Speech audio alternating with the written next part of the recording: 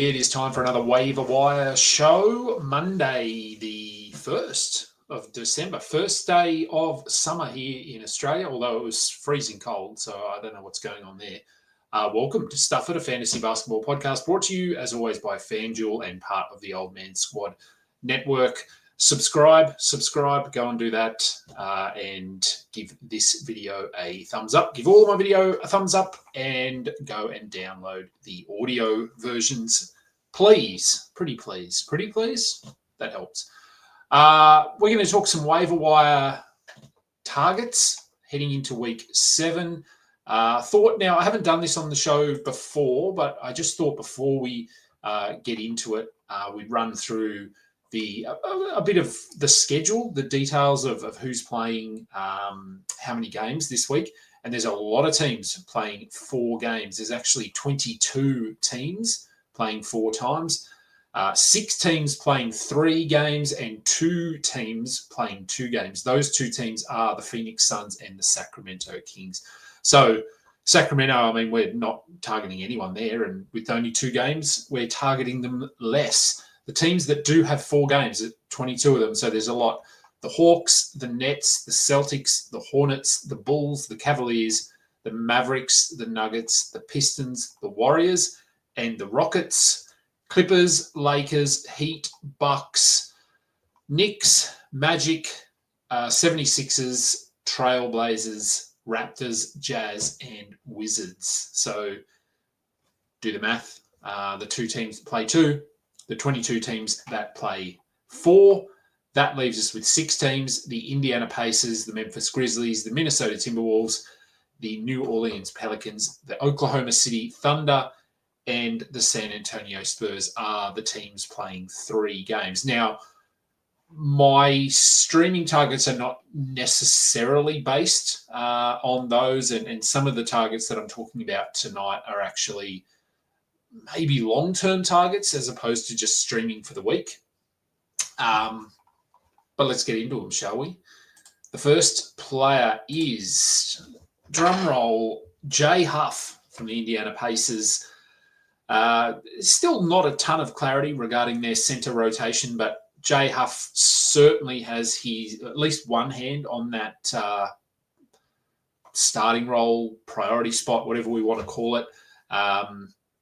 He's been playing really well the last week. As you can see there, he is the 29th ranked player over the last week. Almost 12 points. He's not a big rebounder, so keep that in mind. Only 5.8 rebounds per game. He's not playing typical starter minutes, though, so that is also something that factors in here. One assist steals there that we don't care about those. It's the 3.3 blocks that he's getting us at the moment. Now, a lot of his value, a lot of that top 29 ranking is reliant on those block numbers. They come back down to 1.5. Then he probably drops to like a top 80, top 90 player. So just that's something to be aware of. He is really just a guy that you're targeting if you need blocks, because outside of that, he's like 12 points and 6 rebounds is fine, but it's certainly not elite. But at the moment, he's outplaying Isaiah Jackson. No idea whether this sticks, but for now, I think we have to roll with Jay Huff. So go and pick him up. Another pacer for the second player, TJ McConnell. So interesting, TJ McConnell. He was someone we sort of viewed him as a stash, I guess, for the first month of the season. He was dealing with an injury. He came back. He played 15, 16 minutes for the first 3 or 4 games, I think.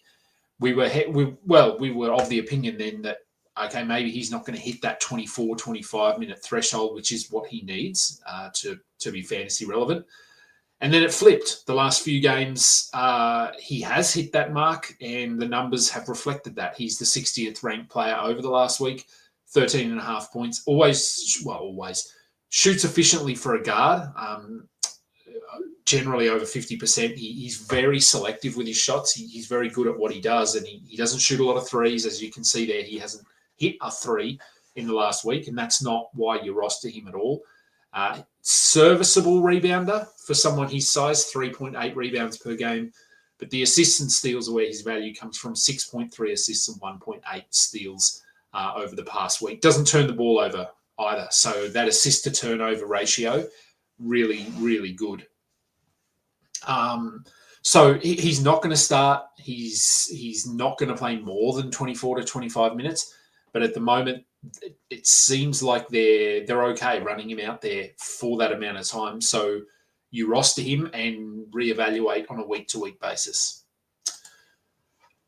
The third player from the Brooklyn Nets, Egor Demin, however we want to say his name, I'm still not 100% sure on it. Finally rounding into some form. It's taken a while. He is clearly, or in my opinion, should be their starting point guard, and it feels like they're figuring that out. 75th over the last week, outside the top 200 for the season, so it was a very slow ramp up once he was back on the court. But the last week has been encouraging, 16 points a game, and not shooting particularly well, 41% from the field. So I'm not saying he's going to be elite, but could he be 43, 44? Maybe. So 16 points, 7.5 rebounds, 3.5 assists, a steal, a block. Free throws aren't great, but if they're going to pump minutes into him, which they should be giving him minutes. They should be giving Noah Clowney minutes. Their future, that's what they want to be looking for. So hopefully common sense prevails here and he locks down that starting spot and actually plays starters minutes. Then I think we have to roster him moving forward and potentially for the rest of the season.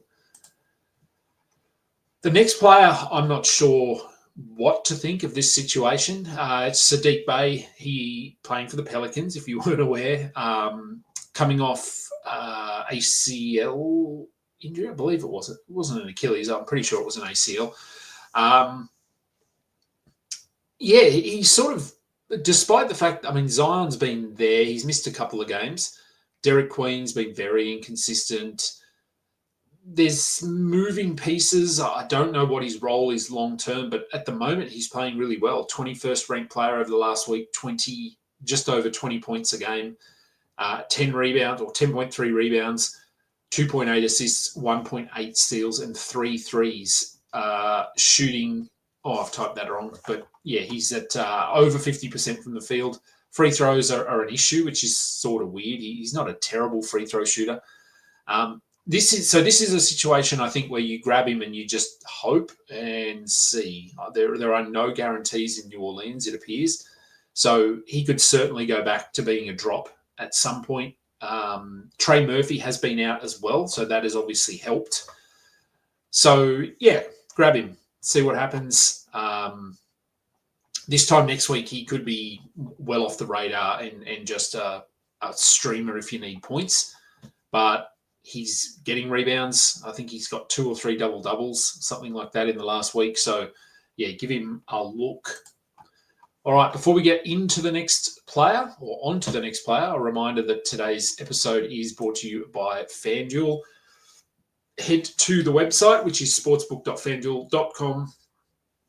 For all the futures bettings, I was looking at the games for tomorrow or today when you're watching this.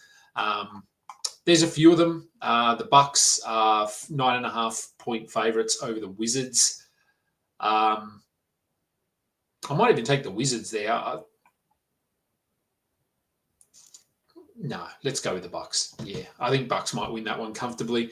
What other games have we got? The Pistons are 9.5-point favourites over the Hawks. That's interesting. Hawks coming off a double overtime, probably something to do with that. The Heat favourites over the Clippers. Magic 8.5-point favourites over the Bulls. Hornets and Nets. There's a battle of nothing. Hornets are 4.5-point favourites over Brooklyn. Do we have any confidence in Brooklyn? It's in Brooklyn. That sort of helps. The Hornets often play to the level of their opponent. So, I don't know. Maybe we get something from Brooklyn in that one. And the Rockets, heavy favourites over the Jazz, unsurprisingly. But head over to the website there if you want to get some bets on for tomorrow's games or any future bets as well. Moses Moody from the Warriors. Now, I was tentative when putting him in. It's pretty hard. His numbers, as you can see there, aren't jumping off the page. This is more of a hypothetical potential, what could be kind of a situation. Steph Curry is out this week, so that's really all I have to say. Steph Curry is out. Moses Moody's going to play more. You can see there 11.7 points, 5.5 rebounds, 1.3 steals, shooting the ball terribly. So there's certainly room for him to grow, and I think you add him if you've got a roster spot. And it's both him and Brandon Pajemski. I could have either of them really on this slide. They both probably have to be rostered for the next week. There's not actually a lot to say. I mean, we know who he is at this point. I feel maybe this week is an opportunity for him to break out, so to speak. But I am cautious as well because he's had opportunities like this in the past and failed to make the most of them consistently. We've seen flashes, obviously. He's had some 30-point games. So fingers crossed maybe we get some more of that this week. All right, this one's an interesting one. So Dylan Harper from the Spurs. And again, as you can see there, the rank, the numbers don't jump off the page. 155th over the last week, 172nd for the season. Almost 12 points a game. That's really all he's doing. He's getting you some steals, 2 of those. This is more of a sort of a stash stream. Wemby will be back at some point. Steph Castle will be back at some point. So Dylan Harper is working his way back off a calf injury, so the minutes are still in the mid-teens. I'm thinking more here long-term, so if you can afford to just have him on your roster, except that he's not going to play heavy minutes, potentially this week as well. So if this is just purely streaming for you, then I'm not sure this is the week to grab him. But if you are in a position where you can almost treat him like an active stash, so a player that could have some more value later in the season, but is doing just enough now to be on a roster, I think Dylan Harper fits that. It's hard to know what they're going to do once Steph Castle and Wemby are back and where Dylan Harper fits. Obviously, to start the season, we saw his minutes push up into the high 20s, but there was no De'Aaron Fox. Do they take minutes off guys like Keldon Johnson, Harrison Barnes? Maybe he loses a couple of minutes. Old mate there, Jeremy Sohan, maybe his minutes fall as well. So there is a path to minutes. I'm not sure what that path is yet. I've picked him up in 2 leagues, and I'm just going to try and hold him. I think if he's playing 18 to 20 minutes, and maybe that pushes into the low 20s this week, he might give you enough, and it's sort of a week-to-week thing. We reevaluate and look for any indication that he's going to push towards 25, 26 minutes a night, because I think if he does, then he will be a must-roster player. All right, another player that I guess fits that mold of someone that we're stashing, could do enough, will probably do more later in the season. That's Bryce Sensabaugh. Now, I liked him as a late round target in drafts this season, and he was terrible. He was almost out of the rotation. The minutes were down. The production was well down.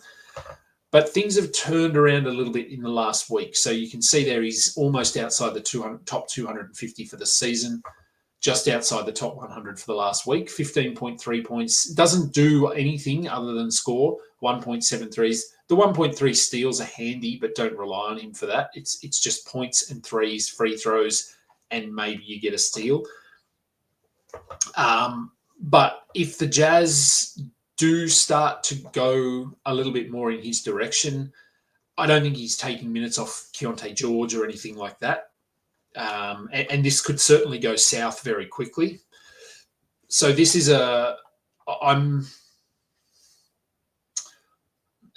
it's a curious situation. I'm more confident, I think, that Sensabaugh will play heavy minutes at some point than I am with someone like Dylan Harper. But I feel like there's a better chance that Harper will give you production in the next 2 weeks, 3 weeks, 4 weeks. because I do think if Sensabaugh isn't shooting the ball well, they just won't play him. This is a situation where his minutes could be 25 or they could be 8. It is that significant, where I think Dylan Harper will be 15 to 16 minimum and maybe pushing up. Sensabaugh's could be all over the place. So points and threes, if you want to take a flyer on someone, I think Bryce Sensabaugh is worth a look. Last player, and the numbers here are not fantastic. Ryan Nembhard from the Mavericks, outside the top 200 over the last week. I'm not doing myself any favours here with these players, but hear me out. He is the starting point guard now for Dallas. So that he started the last 2 games ahead of Brandon Williams, and D'Angelo Russell has been out of the rotation. So that sort of tells us that they like him. They like Ryan Nembhard. I think Jason Kidd really likes him as the guy that's running the show. The minutes haven't been starter level minutes. It's been more of a minute split with Brandon Williams. And Williams has probably outplayed him at this point. So if you're holding Brandon Williams, I would continue to do so, keeping in mind he is questionable for tomorrow, I believe. If that is the case, Nembhard will obviously continue to start, but D'Angelo Russell will come back into the rotation. And we know the story with him. If he's playing well and shooting the ball well, he might play 30 minutes and Nembhard might play 18. But if D'Angelo Russell is not playing well, they're not afraid to just bench him because they've obviously done that now. I don't know if Brandon Williams is going to miss time, and if so, how much time. But I think Nembhard is a guy you want to grab if you can. Again, I would be treating this as I don't know if stash is the right word for him, because I'm not sure his role grows significantly. It's more about the fact that his confidence might grow. He gets more comfortable playing on an NBA court, and that production comes up a little bit, and maybe he pushes to 28 minutes and Brandon Williams drops to 20. But you know I love Brandon Williams as well. So it's a curious situation. So I don't mind just taking a chance on him if you can absorb some poor performances for the week. So Roto leagues, or if you're in a favourable matchup this week, have a look at Nembhard, see what he does, evaluate again in a week. By that time, he might just be a pretty clear drop as a starting point guard that's playing 20 minutes a night and not giving us enough. So have a look. And I think that's all. That is all. 8 players, 18 minutes, nice and quick. Let's get rid of that. That'll do. We'll end that there. I will be back. So this will be coming out Monday morning, I believe, before games start. And I will be back on doing the mailbag show on Tuesday at 3 p.m. Eastern in the States. So I'll have Noah Rubin with me this week. Maybe Thunder Dan. I'm still waiting for confirmation from him. And I'll then be doing the follow-up mailbag show about 12 hours later than that. Yeah, I think that's the plan. Again, please go and subscribe if you haven't already done so. Give this video a thumbs up. Download on all of the audio platforms. They all count. We're working in the background on something. So once and it is the audio downloads that help with that. So really appreciate it if you could do that. Time to get out of here. Thank you everyone for listening. I'm Adam King. This has been Stuff It, a fantasy basketball podcast.